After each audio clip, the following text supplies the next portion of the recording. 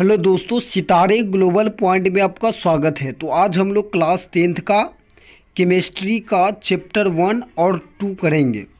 तो अगर देखिए, ये सभी क्वेश्चन आपकी एग्ज़ाम की दृष्टि से काफ़ी इम्पोर्टेंट होगा और ये सभी क्वेश्चन कई बार आपकी एग्ज़ाम में पूछा हुआ है।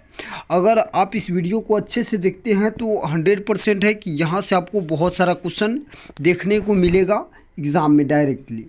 तो चलिए, और ये क्वेश्चंस को हम काफ़ी डिटेल से करेंगे और 100% राइट आंसर आपको बताया जाएगा। तो चलिए हम देखते हैं कि इसका जो ऑब्जेक्टिव क्वेश्चंस की ओर बढ़ते हैं। तो यहाँ पर देखिएगा, पहला क्वेश्चन है कि चीनी का रासायनिक सूत्र क्या है, यानी चीनी का रासायनिक सूत्र क्या होता है। ऑप्शन ए दिया है CH3COOH, और CH3COOH जो होता है ये होता है आपका एसिटिक अम्ल होता है। C6H12O6 की बात करें तो ये होता है आपका ग्लूकोज का सूत्र होता है। किसका सूत्र होता है? ग्लूकोज का। और C12H22O11 ये जो सूत्र है ये आपका चीनी का सूत्र है। तो इसका right answer option number C हो जाएगा।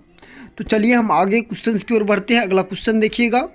अगला क्वेश्चन है कि सल्फ्यूरिक अम्ल का रासायनिक सूत्र क्या है। H2H2OH7 तो ये नहीं होगा, और H2SO4 तो ये इसका राइट आंसर हो जाएगा ऑप्शन नंबर बी, H2SO4। और सल्फ्यूरिक अम्ल को ही बैटरी अम्ल बोलते हैं। सल्फ्यूरिक अम्ल को ही क्या बोला जाता है? बैटरी अम्ल। और सल्फ्यूरिक अम्ल का यूज जो है बैटरी में किया जाता है, इसीलिए इसे बैटरी अम्ल कहा जाता है। तो आपको ये बात याद रखनी है। तो चलिए हम आगे की ओर बढ़ते हैं। अगला क्वेश्चन देखिएगा। अगला क्वेश्चन है, निम्नलिखित में कौन ऑक्सीकरण की क्रिया नहीं है। तो यहाँ पर बात करें तो दहन जो होता है ये ऑक्सीकरण की क्रिया नहीं होता है। तो इसका right answer option number A हो जाएगा। तो चलिए हम अगला क्वेश्चन की ओर बढ़ते हैं। अगला क्वेश्चन देखिएगा, 4 नंबर जो क्वेश्चन है, निम्नलिखित में कौन विस्थापन अभिक्रिया का उदाहरण नहीं है। तो देखिए, विस्थापन अभिक्रिया क्या होता है, जैसे यहाँ पर देखिए CaCO3 और यहाँ पर दिया है CaO+H2। तो ये तो नहीं है विस्थापन अभिक्रिया, क्योंकि विस्थापन अभिक्रिया में क्या होता है कि विस्थापन अभिक्रिया 2 प्रकार की होती है, एकल विस्थापन और द्विविस्थापन। और एकल विस्थापन उसको कहेंगे जो अधिक क्रियाशील वाले तत्व कम क्रियाशील वाले तत्व उसके साथ क्रिया कर ले। तो यहाँ पर देखिएगा, ये जो क्रिया है ये भी विस्थापन क्रिया नहीं है। और यहाँ पर देखिएगा FeCuSO4 जो है ये क्या होता है कि दूसरे FeSO4 के साथ क्रिया कर ले, SO4 के साथ मिल जाता है और Cu यानी कॉपर को छोड़ देता है। तो यहाँ पर जो इसका राइट आंसर ऑप्शन नंबर क्या हो जाएगा? सी हो जाएगा। ये एक विस्थापन अभिक्रिया है। तो चलिए हम अगला क्वेश्चन देखिएगा, 2H2+O2। अगर देखिए 2 पदार्थों का संयोजन हो रहा है, तो संयोजन हो रहा है तो संयोजन अभिक्रिया हो जाएगा। इसका right answer option number A हो जाएगा, संयोजन हो जाएगा। कि वियोजन तो नहीं हो सकता। वियोजन में क्या होता है कि एक अणु जो है टूटकर 2 का निर्माण कर देता है, और अवक्षेपण भी नहीं होगा, उदासीनीकरण भी नहीं होगा। तो चलिए हम आगे की ओर बढ़ते हैं। अगला क्वेश्चन देखिएगा। यहाँ पर जो क्वेश्चन है Na2SO4 BaCl2 BaSO4 + Na2NaCl किस प्रकार की अभिक्रिया है। तो ये भी संयोजन अभिक्रिया नहीं है। क्या यह वियोजन अभिक्रिया? ऑप्शन बी दिया तो ये भी नहीं है। ऑप्शन सी दिया है द्विविस्थापन, तो ये एक द्विविस्थापन अभिक्रिया। और अगर आपको पूछे एग्जाम में कि कैसे आप द्विविस्थापन को पहचान सकते हैं, तो बड़ा ही आसानी है। इसमें का जो होगा, इसमें का जो पदार्थ होगा इससे क्रिया करेगा, और इसमें का जो होगा इससे क्रिया कर लेगा। तो ये आपको याद रखना है। जैसे देखिए Ba जो है SO4 के साथ क्रिया कर लिया, BaSO4 के साथ मिल जाएगा, और Na2 जो है Cl2 के साथ मिलेगा। तो ये आपको याद रखना होगा। चलिए अगला क्वेश्चन देखिएगा। उपचयन वह क्रिया है जिसमें क्या होता है। तो उपचयन अभिक्रिया में क्या होता है? ऑक्सीजन का योग होता है। ऑक्सीजन का योग होता है हाइड्रोजन, यानी हाइड्रोजन अलग हो जाएगा तो हाइड्रोजन का वियोग होगा। और इलेक्ट्रॉन का क्या होता है? तो इलेक्ट्रॉन का त्याग होता है, यानी कि इसका right answer option number D हो जाएगा, इनमें से सभी। तो चलिए हम आगे की क्वेश्चन की ओर बढ़ते हैं। अगला क्वेश्चन देखिएगा, श्वसन किस प्रकार की रासायनिक अभिक्रिया होता है। तो श्वसन की बात करें तो श्वसन एक उपचयन अभिक्रिया होती है, श्वसन को उपचयन अभिक्रिया बोलते हैं। तो चलिए आगे की ओर बढ़ते हैं। अगला क्वेश्चन देखिएगा, Cu+H2 Cu+H2O ये किस प्रकार की अभिक्रिया है। तो ये उपचयन अभिक्रिया नहीं है, अपचयन भी नहीं है, उदासीनीकरण तो ये भी उदासीकरण, यानी कि ये एक रेडॉक्स अभिक्रिया है। अब कहिएगा रेडॉक्स अभिक्रिया किसको बोलते हैं। तो रेडॉक्स अभिक्रिया जो होता है 2 प्रकार की होता है, उपचयन अपचयन। तो इसी अभिक्रिया को यहाँ पर देखिएगा। अगला क्वेश्चन है जल, यानी जल का जो सूत्र होता है H2O। तो इसमें हाइड्रोजन का अनुपात क्या है? तो हाइड्रोजन का अनुपात 2 हो गया आपका, और ऑक्सीजन का अनुपात 1 हुआ। तो इसका right answer option number B हो जाएगा, 2:1। अगला क्वेश्चन देखिएगा, सिल्वर आयोडाइड का रंग कैसा होता है? तो इसका right answer option number B हो जाएगा, यानी कि सिल्वर आयोडाइड का रंग जो होता है ये पीला होता है। तो आगे की ओर बढ़ते अगला क्वेश्चन देखिएगा। अगला क्वेश्चन है, अम्ल और क्षार आपस में जब अभिक्रिया करते हैं तो ये क्या बनाते हैं? तो अम्ल क्षार जब अभिक्रिया करेंगे तो ये लवण बनाते हैं। क्या बनाते हैं? लवण, यानी कि साल्ट बनाता है। तो चलिए अगला क्वेश्चन देखिएगा, बुझा हुआ चूना, यानी बुझा हुआ चूना का सूत्र क्या होता है? तो CaOH2, और बिना बुझा हुआ चूना का सूत्र होता है CaO। तो इसका right answer option number A हो जाएगा। अगला क्वेश्चन देखिएगा कि निम्न में कौन भस्म नहीं है? तो भस्म कौन नहीं होगा? जिसमें OH नहीं लगा हो। तो यहाँ पर देखिए, तो ये भी भस्म है क्योंकि ये OH लगा है। तो यहाँ पर तो हम पहचान लिए कि ये भस्म है, तो इसका ये वाला ऑप्शन क्या है? गलत हो गया।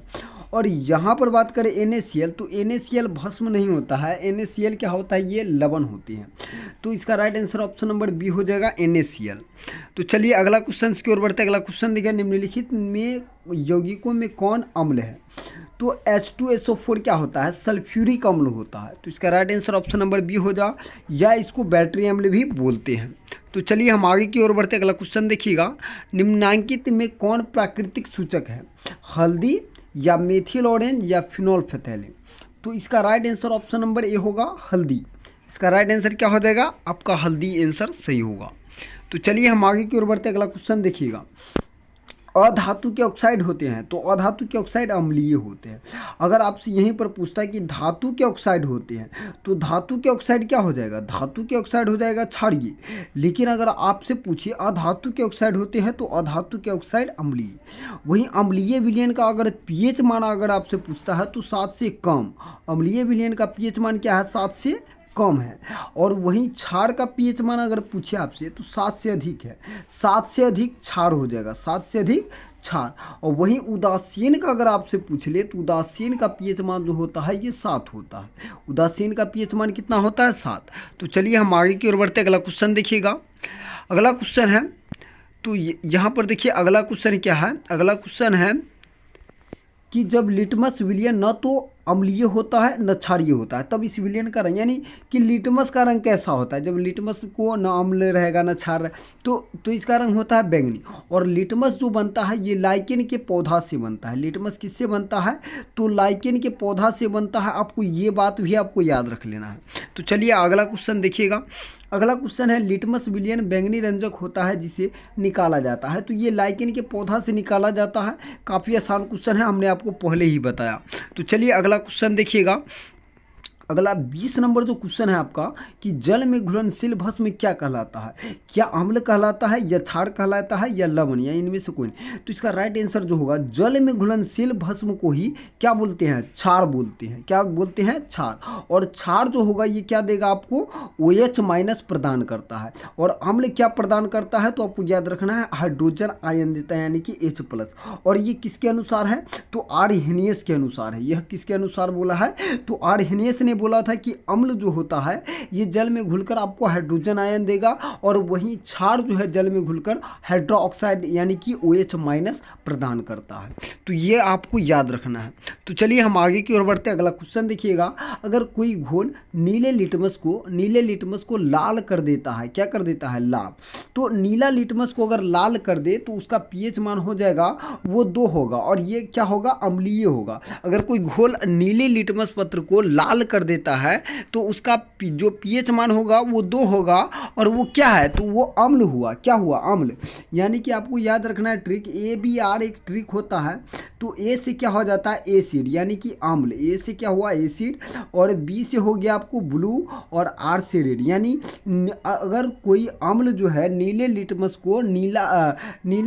को लाल कर देता है तो वो अम्ल होता है। क्या होता है? अम्ल होता है। तो चलिए हम आगे की ओर बढ़ते हैं। अगला क्वेश्चन देखिएगा, अम्लीय वर्षा के जल का पीएच मान क्या होता है, 5.6 से कम होता है।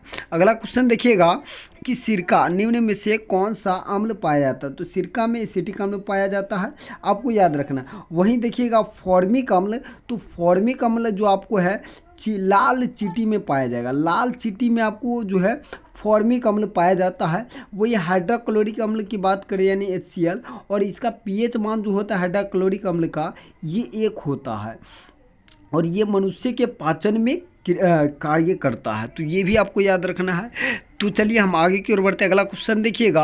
अगला क्वेश्चन है कि चींटी के डंक में कौन सा अम्ल पाया जाता है, यानी कि चींटी के डंक में कौन सा अम्ल, हमने आपको अभी ये बताया कि फॉर्मिक अम्ल यानी कि मिथेनोइक अम्ल पाया जाता है। इसका right answer option number C हो जाएगा। अगला क्वेश्चन देखिएगा, निम्नलिखित में किसके कारण अम्ल वर्षा होती है। तो अम्ल वर्षा जो होता है ये SO2 के कारण होती है अम्ल वर्षा। यहाँ पर क्वेश्चन है कि टूथपेस्ट कैसा होना चाहिए, अम्लीय, क्षारीय, उदासीन या इनमें से कोई नहीं। तो इसका राइट आंसर ऑप्शन नंबर क्या हो जाएगा, इसका right answer option number B हो जाएगा। यानी टूथपेस्ट कैसा रहना चाहिए, तो क्षारीय होना चाहिए। अगर आपसे पूछे कि अगर दांतों का सड़ना कब शुरू होता है, तो जब पीएच मान, दांतों का सड़ना तब शुरू हो जाएगा जब आपका पीएच मान, आपके दांत का पीएच मान 5.5 से कम हो जाता है, तो दांतों का सड़ना। इसीलिए जो टूथपेस्ट जो होता है ये क्या होना चाहिए, आपको क्षारीय होना चाहिए, ताकि जो है आपका दांत सड़े नहीं और अच्छे से रहे। तो ये भी आप समझ सकते हैं। तो इस प्रकार से आप समझ के आंसर लगा सकते हैं। अम्लीय विलयन का जो है पीएच मान कितना होता है, तो अम्लीय देखिए अगर अम्लीय है तो उसका पीएच मान क्या होगा, हमने अभी आपको बताया कि अम्लीय विलयन का पीएच मान 7 से कम होगा और क्षार का 7 से अधिक होगा। ये क्या हो गया, क्षार का हो गया, और ये आपका जो हो गया ये उदासीन का हो गया। तो चलिए अगला क्वेश्चन देख लीजिए, शुद्ध जल का पीएच मान कितना होता है। तो शुद्ध जल का जो पीएच मान होता है वो आपका 7 होता है।